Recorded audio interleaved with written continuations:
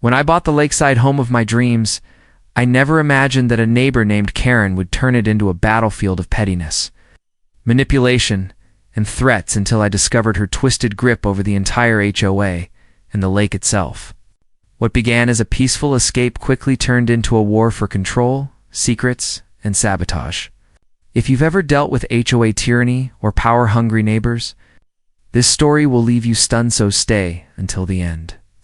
And don't forget to subscribe to Sham Stories for more explosive real-life tales that you won't believe are true. It all began when I, a recently retired firefighter named Joel Ramsey, decided to leave behind city chaos and buy a quiet home in Maple Ridge Shores, a private community built around Lake Fairhaven. It was a crystal-clear lake surrounded by custom homes, boat docks, and wooded trails. I fell in love the moment I saw the listing: 3 bedrooms, a large deck facing the water, a private dock, and best of all, no neighbors on either side for at least 50 yards. The house needed a little work, but it had character, and I had time. The realtor assured me the HOA was low-key and supportive, with annual dues under $800 and mostly focused on maintaining lake cleanliness and organizing community events. That was the first lie I'd be told about the HOA, and it wouldn't be the last. Within a week of moving in, I noticed a woman standing on the edge of her property, arms crossed, watching me from across the cove like a hawk eyeing a threat. She was probably in her late 50s, wore khaki capris, a sleeveless blouse, and sunglasses big enough to reflect her attitude. Later that day, as I was unloading garden tools from the truck, she crossed the road to introduce herself.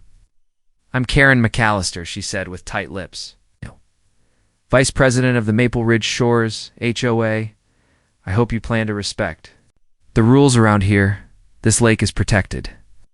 I smiled and shook her hand, offering a friendly of course, without knowing what I was agreeing to. She didn't smile back. She immediately pointed at a patch of gravel near my driveway. "That gravel is HOA property. You'll need to remove any tools or equipment within 3 feet of that line." I nodded, even though it seemed absurd. But the conversation didn't stop there. Over the next 10 minutes, she listed everything, from lawn length regulations to lake access hours, insisting that boats could only be launched between 9 a.m. and 6 p.m., and that fishing was limited to certain zones. I politely asked where I could find all these rules in writing, but she scoffed, telling me to attend the next HOA meeting and ask like everyone else. That night, I looked up the HOA website, only to find a single-page login screen with no access unless you were a registered homeowner with approval from the HOA secretary. I filled out a request, but days passed with no response. Meanwhile, Karen's scrutiny only increased. She began taking photos of my lawn.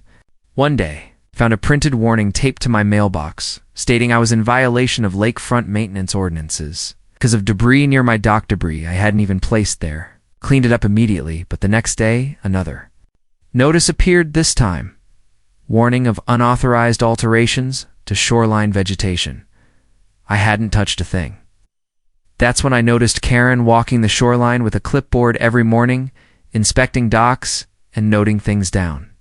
I tried to ask her directly about the complaints, but she brushed me off, claiming everything was procedural and that I should get used to how things are done in Maple Ridge.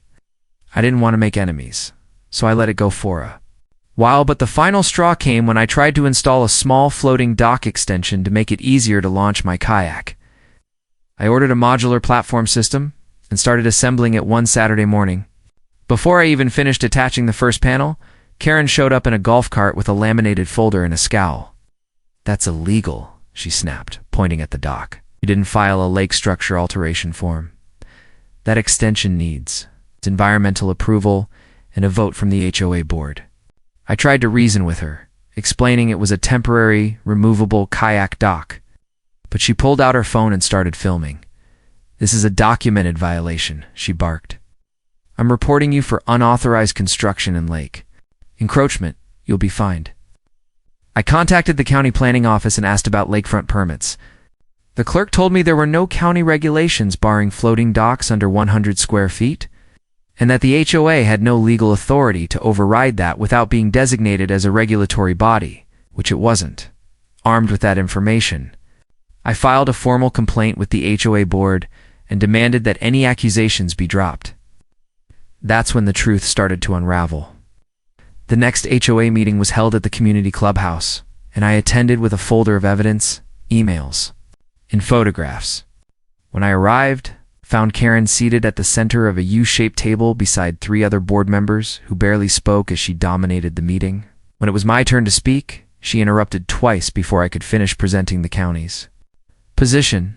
I pushed forward anyway, laying out my case and demanding that the HOA release their actual bylaws to all members. Karen refused, claiming the digital records were under revision. That didn't sit right with me. After the meeting, I struck up a conversation with a soft-spoken neighbor named Dennis, who had lived on the lake for over 15 years. He leaned in and whispered, "You're not the first person she's tried to push out, but you might be the first to fight back publicly. Just be careful, she's got eyes everywhere." That same week, I started digging. I researched the HOA's filings, checked the state's Homeowners Association registry, and requested public meeting records from years past. What I found was disturbing. Karen had been on the board for over a decade. Her husband, Greg McAllister, served as the treasurer, until 2 years ago when he suddenly stepped down, but he still handled advisory finances, which meant he had unofficial access to the HOA's funds. I found neighbors who had been fined thousands of dollars for lake violations with no record of where the money went. One elderly woman, Nancy, told me she was charged $2,300 for shoreline restoration even though no work was ever done. I encouraged her to speak out, but she was terrified. Karen said she'd have me evicted if I didn't comply, Nancy said, her hands shaking. She said I was a danger to the lake's ecosystem. That's when I realized this wasn't about rules. This was about control. Karen had turned the HOA into her personal kingdom, and the lake was her throne. I began organizing a group of residents who had been bullied, fined, or harassed. We formed a private email chain, shared documentation, and began preparing to request a special election to remove the current board. But as we gathered momentum, the intimidation tactics escalated. One morning I woke up to find my kayak cut, loose and floating halfway across the lake. Another night I saw someone in a hoodie sneak through my yard, but they disappeared before I could catch them. Then came the anonymous letter, "Back off or we'll make you wish you had." Was the moment it turned from a community dispute into a battle for truth, and I was going to see it through to the end, no matter the cost. The night after I received the anonymous threat, I hardly slept. Every creak of the old dock outside or a crack of a tree branch in the wind sent me into a cautious adrenaline rush. I kept the porch light on and set up a motion-activated camera near my dock, just in case whoever had crept through my yard decided to come back. The next morning, I reviewed the footage and found exactly what I was expecting but hoping not to see. Just after 2:12 a.m., a shadowy figure walked casually across the edge of my property, shining a flashlight toward the house, then toward the lake. He paused, looked around, and then disappeared into the woods. The camera's resolution wasn't good enough to catch a clear face, but the shape, height, and even the slight limp in the right leg reminded me of someone I'd seen before, one of the board members, a man named Barry Pike, who always parked beside Karen at the clubhouse. I was beginning to realize that the web Karen had spun stretched further than just her own ambition. She had enablers, a circle of allies who maintained her power and executed her intimidation campaigns. Still, I wasn't backing down. Afternoon, I visited the county clerk's office in person and requested the HOA's articles of incorporation, board registration, and meeting minutes. What I found shocked me. Most of the documentation was outdated, missing, or full of internal inconsistencies. Annual meetings hadn't been properly recorded in over 3 years. Elections had been held without formal notice. And most concerning, the financials hadn't been submitted to the state for the past 2 filing periods.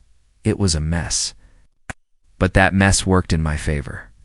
I returned home and called the small coalition of neighbors I had quietly built: Dennis, Nancy, and 3 others: Beth, a retired school teacher; Carl, a contractor with a home 2 lots down from Karen's; Abigail, A single mother who had also been fined repeatedly for supposed noise violations her kids had caused during weekend play.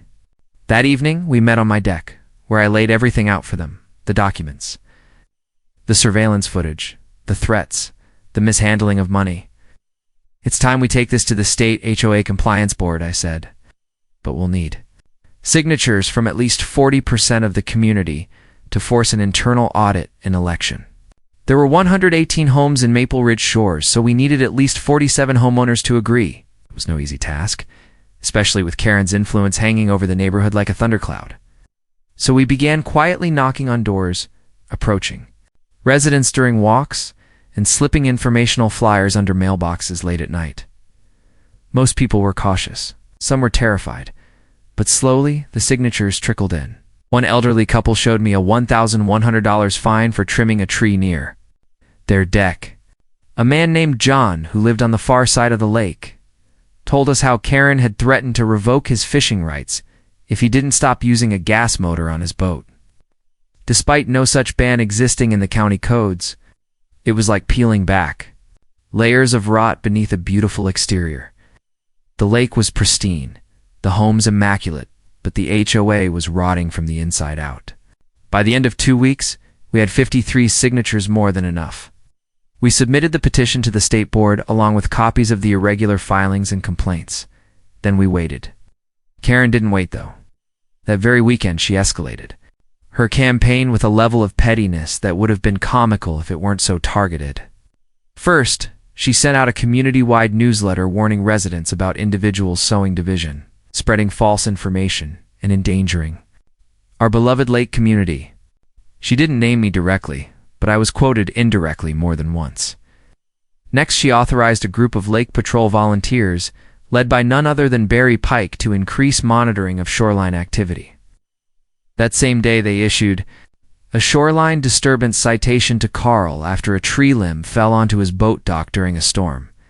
It was absurd. The final straw was what happened to Nancy. One afternoon, she called me crying.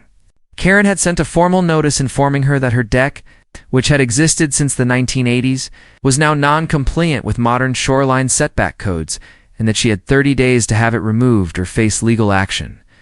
That wasn't just HOA overreach, it was cruelty. Nancy had arthritis and lived alone. That deck was the only place she could sit and enjoy the lake she'd loved for decades. Furious, I drove to Karen's home. I didn't plan on confronting her violently or even aggressively. I just wanted answers. Her house was massive, perched high above the lake with stone columns and a manicured lawn that looked like something out of a resort brochure. She answered the door, already on guard. "Mr. Ramsey," she said coldly, "this is private property." "So is mine," I replied, holding up a printout of the citation she'd sent to Nancy. "You're abusing your power. That deck is grandfathered in under old shoreline rules. You know that." "You have an issue," she said, eyes narrowing. "Take it up with the board." "You mean the board you've manipulated for 10 years? The same one that hasn't filed a legal election in 3 years?" I shot back. Her nostrils flared and she stepped forward. "Watch yourself, Mr. Ramsey. You're new here. You don't understand how things work." "Oh, I do now," I said. "You've built a kingdom on fear, but your reign is coming to an end." I walked away before she could respond. That evening, I received an email from the state HOA compliance board. They had reviewed our complaint and signatures and were sending a representative for an unannounced audit of the Maple Ridge Shores HOA within the next 10 business days. When I told the coalition, cheers erupted. We weren't done yet, but we finally had leverage. Karen must have sensed something was shifting, because over the next few days, her demeanor changed. She stopped patrolling the lake. Barry's golf cart didn't circle our houses. Suddenly, a packet appeared in every mailbox.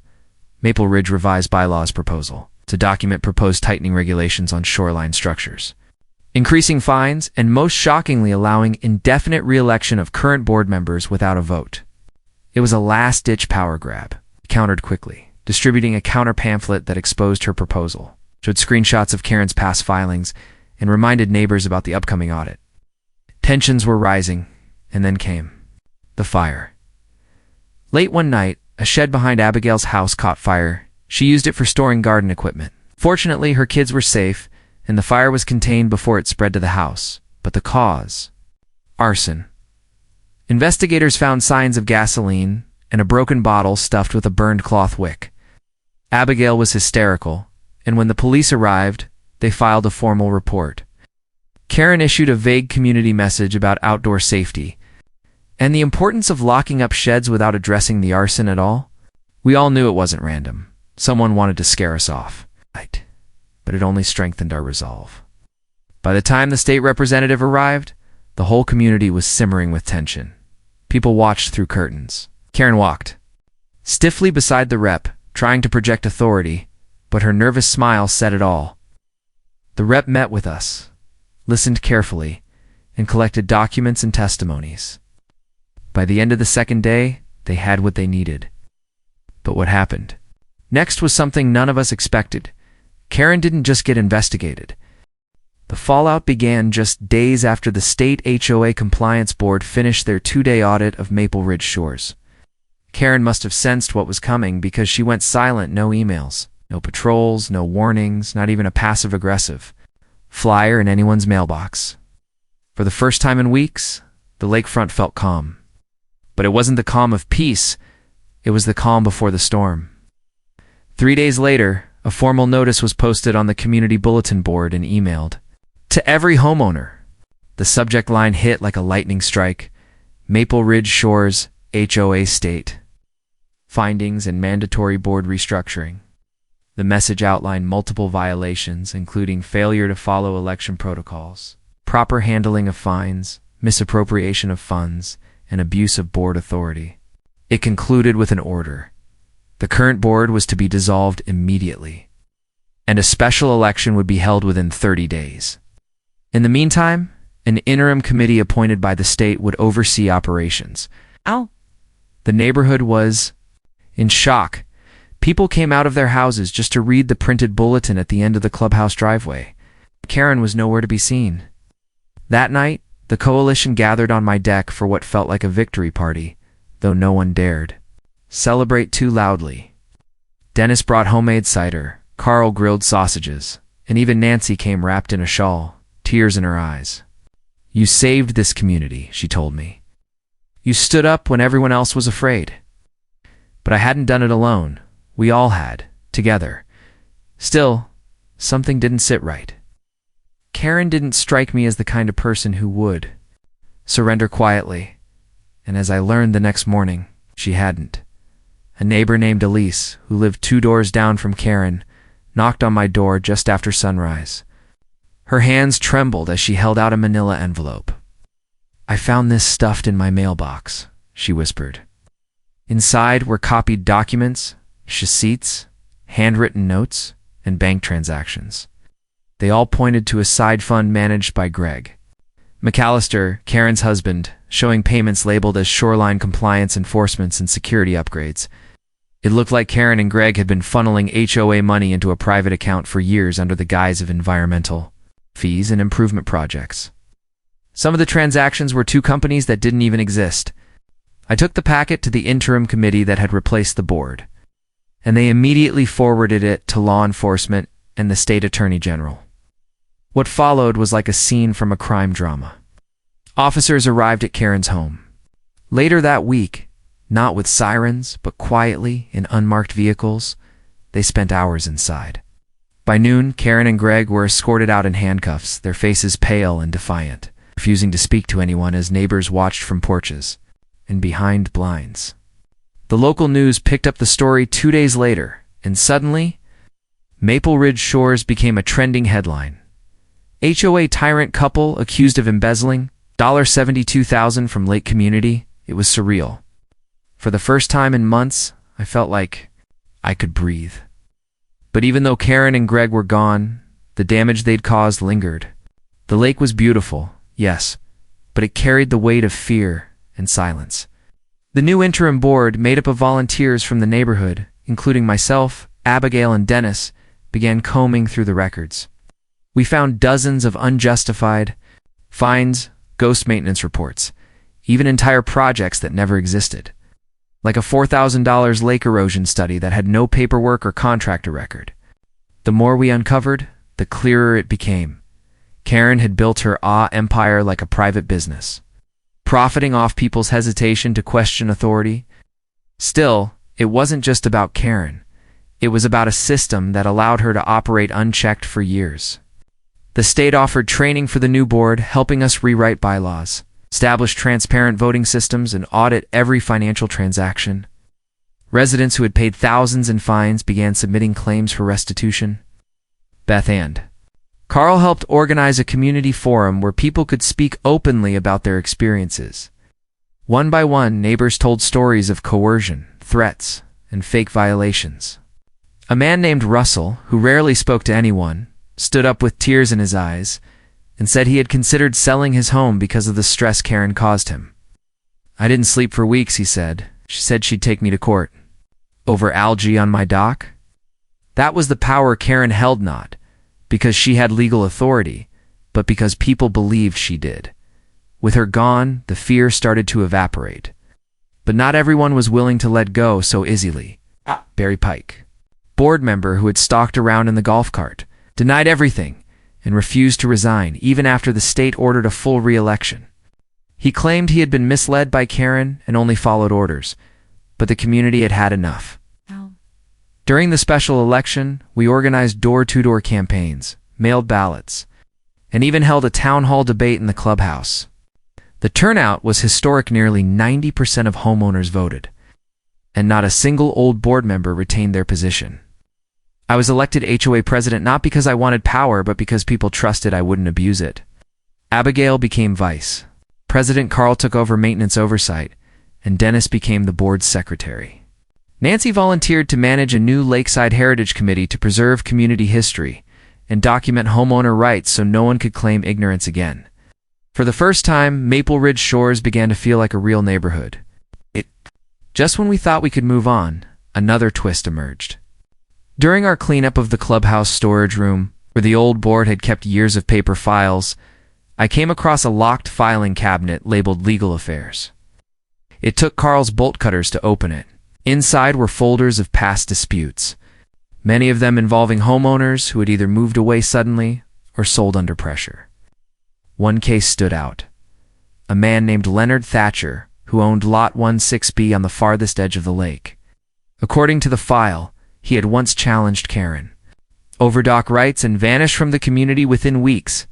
Curious, I tracked him down through public property records and found that he now lived 3 towns over in a tiny apartment. I gave him a call, and after some convincing, he agreed to meet for coffee. Leonard was a quiet man in his 70s, who wore a ball cap low over his eyes. When I told him what had happened to Karen, he let out a bitter laugh. "She tried to sue me," he said my dock was causing erosion. Then she made up a zoning violation. The stress nearly killed me. I sold the house for half its value and left, paused and added, "I knew she was a bully. Didn't think anyone would ever stand up to her." Hearing that broke something in me. Karen's damage had extended far beyond what we knew. Years of deceit, fear, and manipulation. I asked Leonard if he'd ever considered coming back. Shook his head, smiled sadly, and said, "No. But knowing she's gone, that helps." As we rebuilt the community, we made a promise that something like this would never happen again. Every document was scanned and shared online. Every vote was recorded. Every voice was heard. The lake was no longer Karen's kingdom. It belonged to all of us. But the story wasn't quite over. Because one day, while kayaking near the far eastern shore of the lake where few homes sat, I found something buried in the water just a few feet off a rocky inlet, something that looked like a submerged box, half covered in silt and wrapped in plastic. I marked the location and paddled back, unsure what I'd discovered. The next day, Carl and I pulled it up. It was a waterproof file container, and when we opened it, what we found sent chills down our spines. The truth about Karen's hold on the lake ran deeper than any of us imagined. The waterproof container we retrieved from the rocky edge of the lake wasn't large, maybe the size of a small toolbox, but its contents felt heavy with consequence. Inside, wrapped in Ziploc bags and layered between foam sheets, were dozens of pages of handwritten notes, printed emails, copies of old HOA correspondence, and what appeared to be surveillance photos. Carl and I sat on my back deck, carefully spreading everything out on a large plastic table and reading page by page as the afternoon sun faded into the lake behind us. Some of the emails were between Karen and former board members, some of whom had moved away years ago. Most disturbingly, pattern emerged: deliberate targeting of specific homeowners for what Karen labeled compliance manipulation. The notes outlined methods to pressure residents into selling their homes under market value, often by inundating them with legal threats, citations, and community shaming.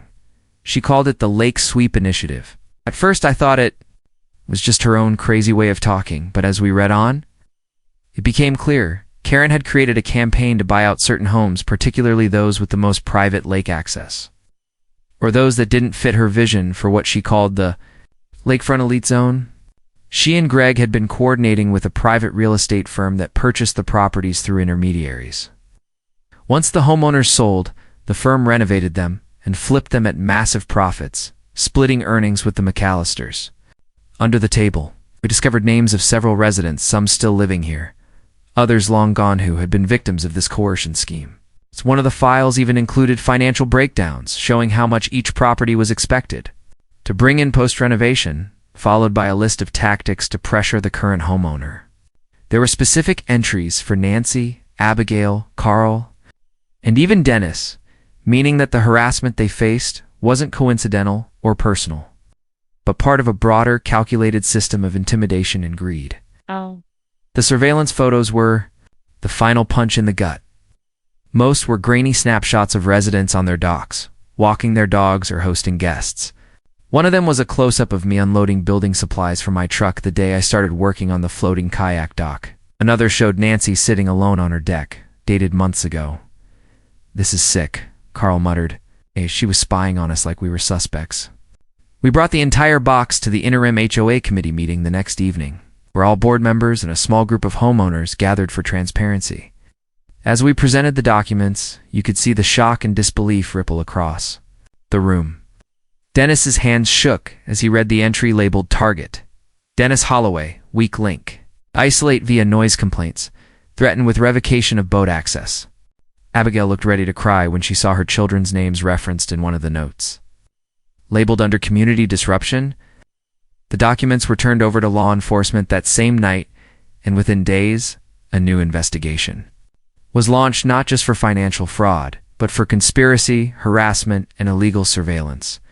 News crews returned to Maple Ridge shores, and this time, the coverage painted a much darker picture. Karen and Greg, already awaiting their court hearings for embezzlement, were now facing a far more serious set of charges. Residents who had left the community under duress began reaching out through a tip line the sheriff's office set up. Some agreed to testify, while others just wanted closure. For the rest of us, the revelation reopened old wounds. But it also galvanized the neighborhood like never before. We held town hall meetings weekly now, not to enforce rules but to rebuild trust. We installed a community-wide transparency portal where all HOA financials, decisions, and proposals were posted in real time. We formed a homeowner rights committee and set up conflict mediation resources.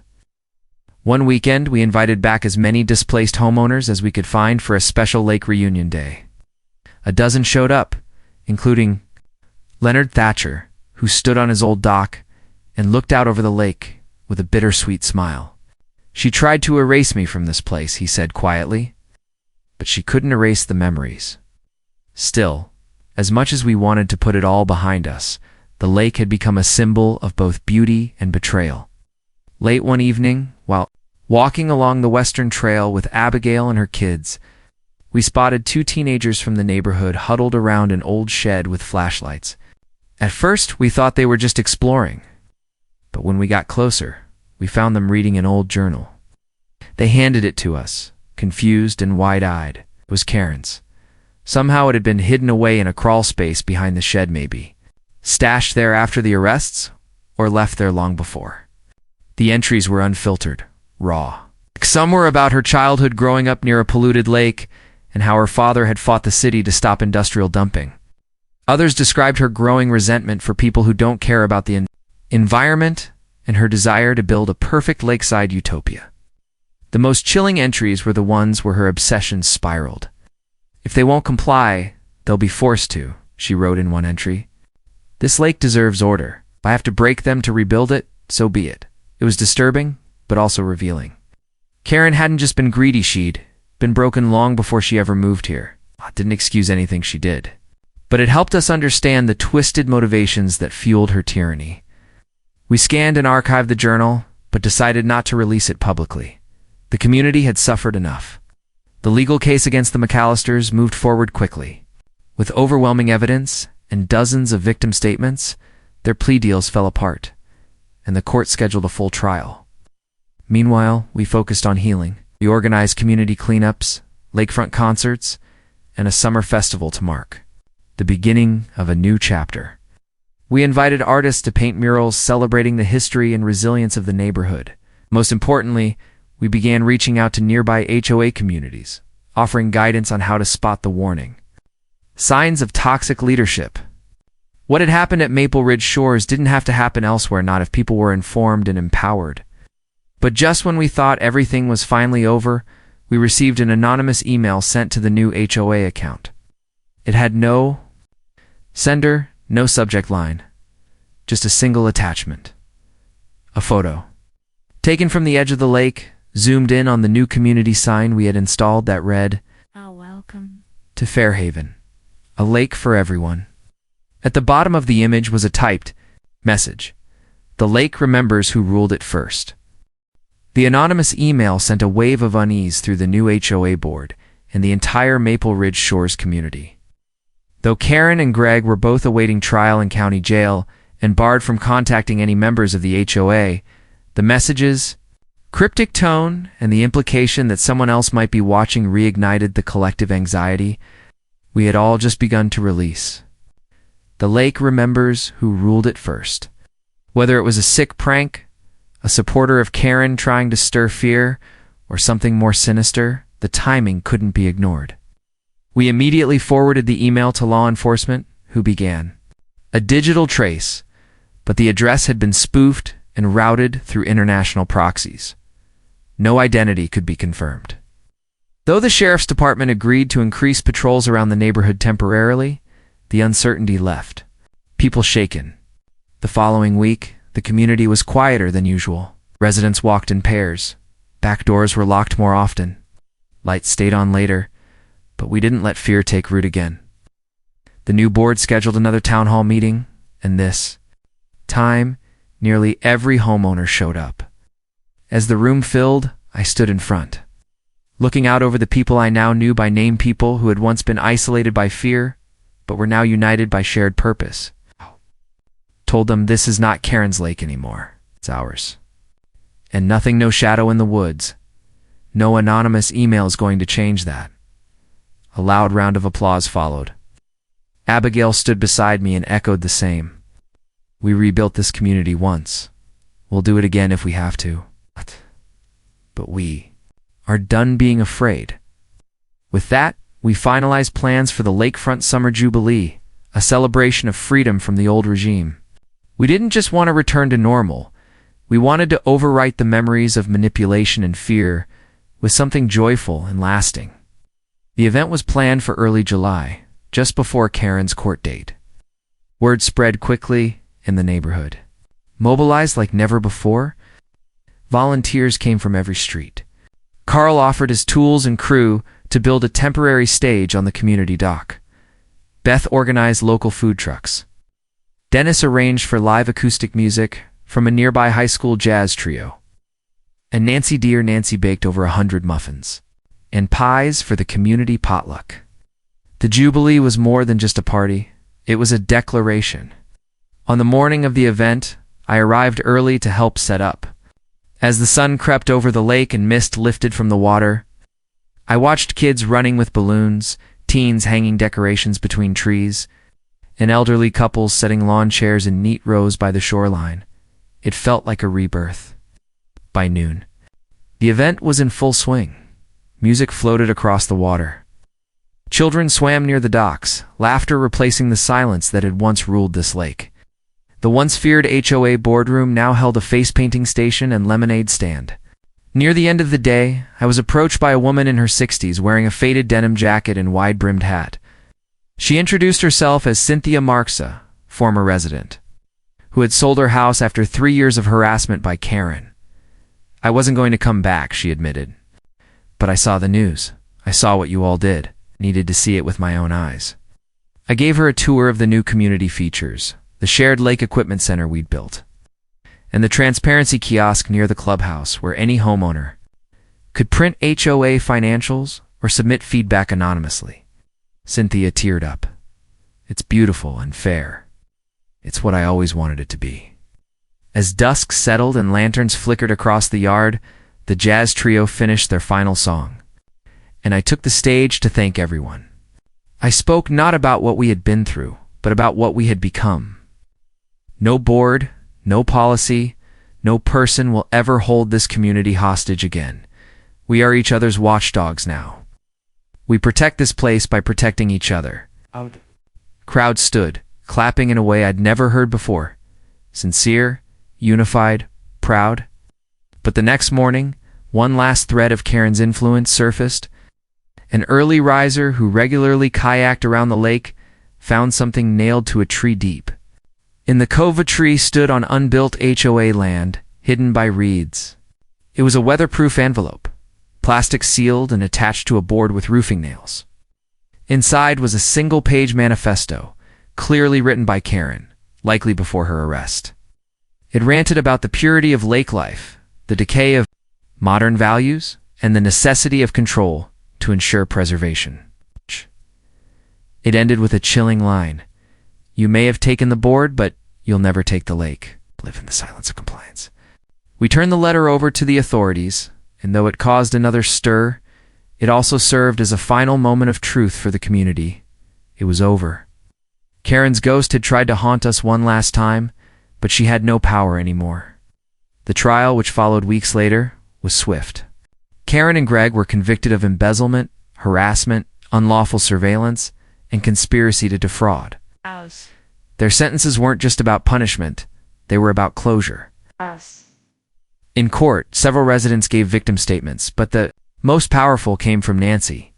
She stood with quiet dignity, hands clasped, and said, "You tried to break us one by one.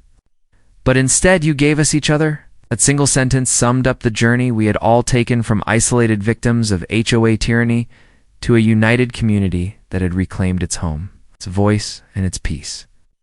In the months that followed, life around Lake Fairhaven settled into a rhythm that finally felt normal. People laughed again, shared tools, traded plants, and waved from across the water. Kids held lemonade stands, couples walked dogs without fear of judgment, and every Saturday, someone hosted a backyard gathering just because they could. We even renamed the HOA. At our first official vote, we unanimously agreed to replace Maple Ridge Shores HOA with a new name, Fairhaven Lake Community Association. Small change, but symbolic, a clean break from the past. And as for me, I remained as president until the next election cycle, then stepped down proudly, knowing I was leaving the place better than I'd found it. The lake no longer belonged to one person. It belonged to all of us. If you've ever faced someone like Karen in your life, someone who tried to own what was never theirs, remember this. Their power only lasts as long as your silence. Speak up. Stand together. Reclaim your peace. And for more real stories like this one, subscribe to the Sham Stories YouTube channel. You won't believe what we're exposing next.